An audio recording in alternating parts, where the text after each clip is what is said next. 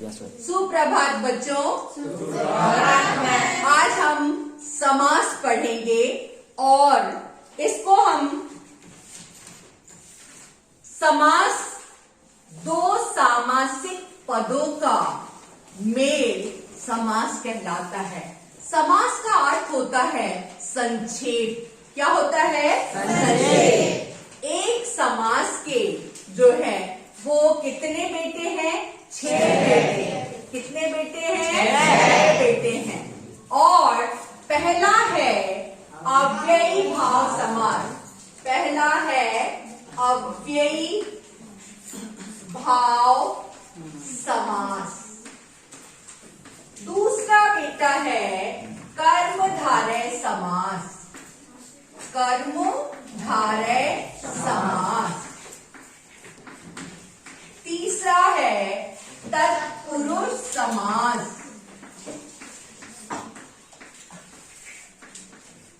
चौथा है द्विगु समास। पांचवा है द्वंद्व समास। और छठा है बहुव्रीहि समास। बहुव्रीहि समास। मेरे प्यारे बच्चों, 6 बेटे हैं एक बाप के। समास एक बेटा का बाप है जिसके 6 बेटे हैं। पहला अव्ययी भाव, दूसरा कर्मधारय, तीसरा तत्पुरुष और चौथा पांचवा द्वंद्व और छठा बहुव्रीहि। ठीक है। पहला समास जो है, पहला बेटा कौन है? पहला बेटा कौन सा है? अव्ययी भाव समास। ये अव्ययी भाव समास है। ये कौन है? अव्ययी भाव। पकड़ो, तुम पकड़ो। अव्ययी भाव समास कौन सा है? ये अव्ययी भाव समास। अव्ययी भाव समास में ये जो है इसकी एक अलग विशेषता है। क्या है? जिस समास में पहला पद अव्यय हो। अव्यय जैसा कि इसके नाम से परिचित है। अव्यय मतलब खर्च ना होने वाला। समझ गए? व्यय यानी खर्च होना, अव्यय माने खर्च ना होने वाला। अर्थात जिस समास में पहला पद अव्यय हो वहां पर अव्ययी भाव समास है। मुझे देखो, है ना? मुझे देखो। अव्ययी भाव समास जैसे यथाशक्ति, यथाशक्ति, भरसक, यथासाध्य, प्रतिदिन, प्रतिदिन। ठीक है। ये आपका ये क्या है? पूरा अव्ययी भाव समास। अव्ययी भाव समास प्रतिदिन, यथासाध्य, भरसक। ठीक है। तो क्या बेटा, क्या बोल रहे हैं? हाँ, बोल सकते हैं आप। उदाहरण बोलिए, अगर पता है तो आप बोल सकते हैं। तो यथाशक्ति, भरसक, यथासाध्य, प्रतिदिन। ये क्या है आपका? ये किसी भी काल में, वर्तमान काल, भूतकाल, भविष्य काल, यथावत ये शब्द बने रहते हैं। इनमें कोई परिवर्तन नहीं होता। ठीक है। समझ में आई बात? दूसरा है आपका कर्मधारय समास।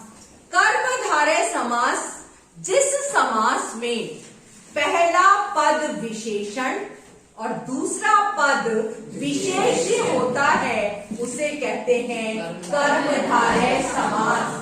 उसे कौन सा समास कहते हैं? कर्मधारय समास। उसे कौन सा समास कहते हैं? कर्मधारय समास। ठीक है। अब जो है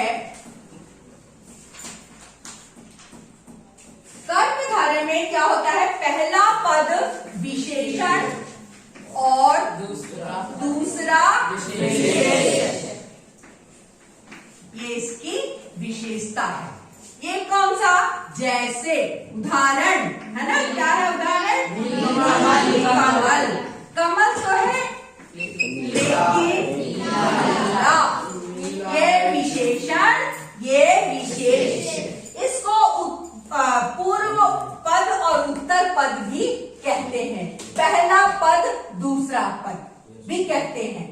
ठीक है, तो पहला पद विशेषण और दूसरा पद विशेष होता है। क्या होता है? विशेष होता है। तो ये कमल क्या है? ये विशेष, ये पहला पद हो गया और ये दूसरा पद। ये क्या हो गया आपका? दूसरा पद। ठीक है। नील कमल, नील गाय। नील गाय तो है, नील गाय, लेकिन कैसी है? नील गाय है। एक जानवर है, वो नील गाय अलग होती है बेटा, बहुत अलग होती है, बहुत मजबूत तगड़ी, जंगलों में सींग विंग भी उसके बहुत निकले फैले होते हैं। नील गाय। सिंहासन, सामान्य सिंहासन, राज सिंहासन। सिंहासन तो है, लेकिन किसका सिंहासन है? राजा। तो ये जो है राज सिंहासन। क्या है? राज सिंहासन। ठीक है, ये पूर्व पद क्या है? विशेषण, और ये क्या है? विशेष। ठीक है। अब आपका तत्पुरुष समास। इसमें क्या होता है? कारक चिन्हों का लोप हो जाता है। इसमें क्या होता है? कारक चिन्हों का लोप हो जाता है। लोप, जैसे आपका रसोई घर, इसका विग्रह करेंगे तो, समास विग्रह करेंगे तो ऐसा होगा रसोई के घर। रसोई के लिए घर। और के लिए किस में आता है? के लिए संप्रदान कारक आता है ना, संप्रदान कारक। का, के, की, रा, रे, री, ये किसका होता है? संबोधन। का, के, की, रा, रे, री, संबोधन। 8 है कारक के पूरे। कर्ता ने कर्म को करण से, ठीक है ना, संप्रदान के लिए है ना, अपादान में अपर, अलग से अलग होने के अर्थ। तो ये जो चीजें हैं यहाँ पर इसमें आएंगी, तत्पुरुष समास में आएंगी। रसोई के लिए घर। विद्यालय, विद्या के लिए आलय। विद्यालय, विद्या के लिए आलय। आलय माने घर। आलय यानी क्या होता है? घर। हिमालय, हिम के लिए आलय। हिम का आलय, हिम यानी बर्फ और आलय, तो ये का, ठीक है ना। तो ये जो आपका है कौन सा हो गया? तत्पुरुष समास। रसोई के लिए भोजनालय, भोजनालय, भोजन के लिए आलय, ठीक है ना, भोजन के लिए आलय। तो ये तत्पुरुष समास। ठीक है, समझ में आ रही बात? सिर पे हाथ रख के नहीं बैठते बेटा, विपत्ति आती है तो बैठते, बोलते हैं ऐसा बूढ़े बुजुर्ग लोग, है ना। खुश हमारे बच्चे प्यारे प्यारे तो क्यों बैठेंगे ऐसे सिर पे हाथ रख। ये हो गया। द्विगु समास में आपका होगा कि ये सबसे आसान समास है बेटा, संख्यावाचक। जैसे त्रिभुज, ये आपका गणित में पढ़ते हैं, है ना, 1 2 3 त्रिभुज, ठीक है। तो ये आपका 3 भुजाओं वाला, ये क्या है? ये आपका त्रिभुज। और ये द्विभुज। जो पद संख्यावाचक होता है वो क्या होगा? द्विगु समास। जो पद क्या होता है? संख्यावाचक होता है, संख्यावाचक। ये चार्ट मैंने आपके लिए बनाया है कि ये एक ही बार में आपको सारी चीजें दिख जाएंगी, है ना, संख्यावाचक। तो ये जो है इसमें त्रिभुज, त्रिभुज, ये त्रिभुज आपका, ये चतुर्भुज, ये चतुर्भुज, क्या है ये?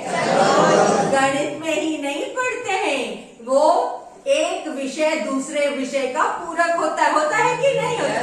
अगर आप भाषा जानोगे तभी क्या होगा? भाषा जानोगे तभी तुम उस माध्यम से पढ़ पाओगे दूसरे विषय।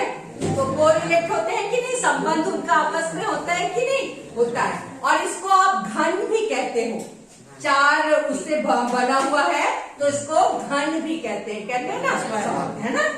हाँ, तो ये जो है चार भुजाओं वाला है, इसलिए क्या है? चतुर्भुज।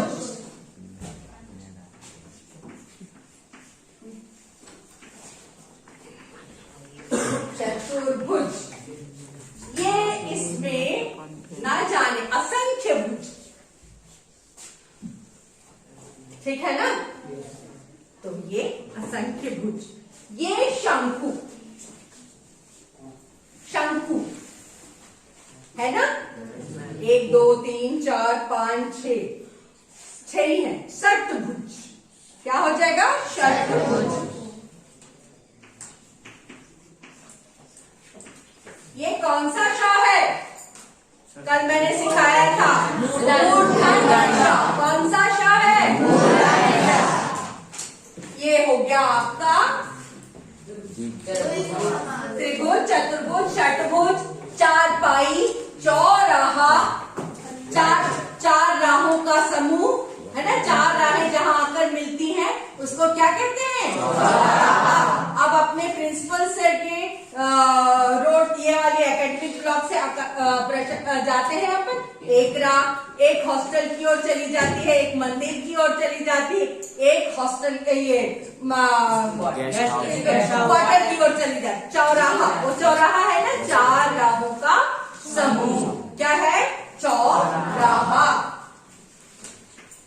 ये भी आपका द्विगु समास है। क्या है? द्विगु समास। अब द्वंद्व समास में क्या होता है कि दोनों पद की प्रधानता होती है। क्या होता है?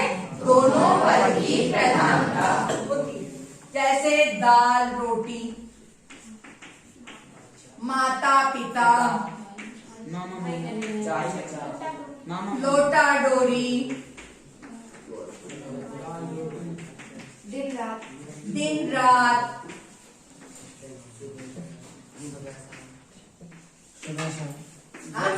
सुबह शाम। ये शब्द जो है बेटा ये एक साथ चलते हैं, ठीक है? और ये योजक चिन्ह लगा रहता है इनके बीच में, तो ये है। और ये द्वंद्व समास है जिसमें दोनों पलड़ा बराबर होता है। पाप पुण्य, पाप पुण्य, पाप पुण्य, सुख दुख, वेरी गुड, सुख दुख, सुख दुख, हार जीत, सुबह शाम, ठीक है? तो अच्छे से समझ में आ रहा है, मतलब द्वंद्व समास है ना? तो ये जो है आपका द्वंद्व समास हो गया। अब बहुब्रीहि समास में क्या होता है कि जिस पदेश, कहाँ ध्यान है बेटा? इधर देखो, मुझे देखो।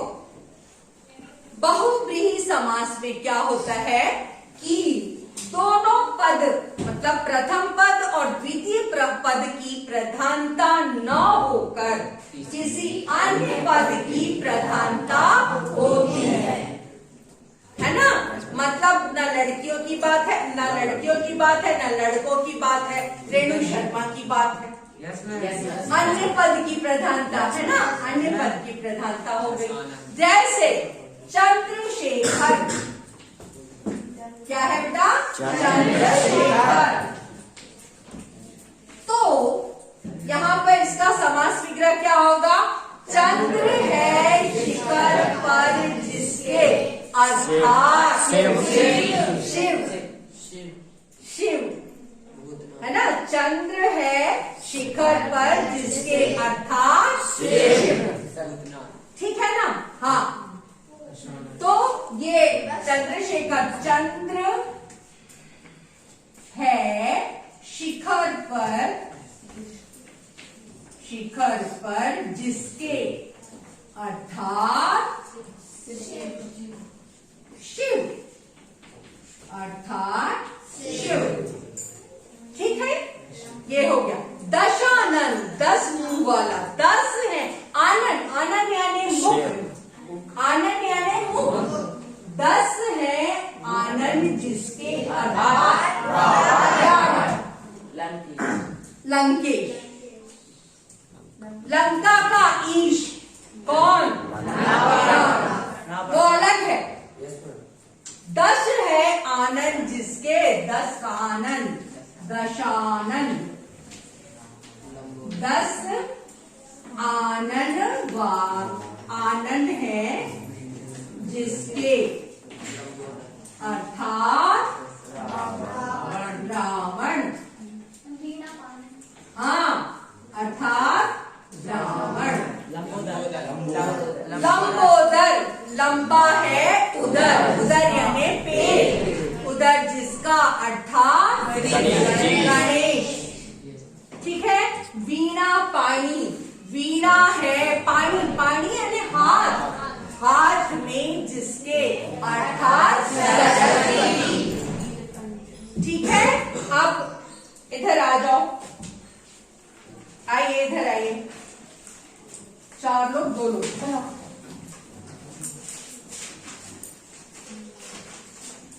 अब अव्ययी, कर्मधारय, बहुव्रीहि। इधर आओ, लास्ट में आओ। 6 खड़े हो सीधे, इधर खड़े हो। क्यों तुम लोग क्यों नहीं है? चलो खड़े हो जाओ। 3 2 5, एक आध। नहीं आना क्या? कर्मधारय, तत्पुरुष, द्विगु, द्वंद्व, बहुव्रीहि। थोड़ा ऊपर और रखो। ये देखो बेटा, ये 6 बेटियां उसकी समास की। अव्ययी भाव, कर्मधारय, तत्पुरुष, द्विगु और द्वंद्व, द्वंद्व और बहुव्रीहि। 6 हो गए पूरे। दिख रहा है? दिख रहा है? जाओ अव्ययी बैठ जाओ, कर्मधारय बैठ जाओ, सब बैठ जाओ।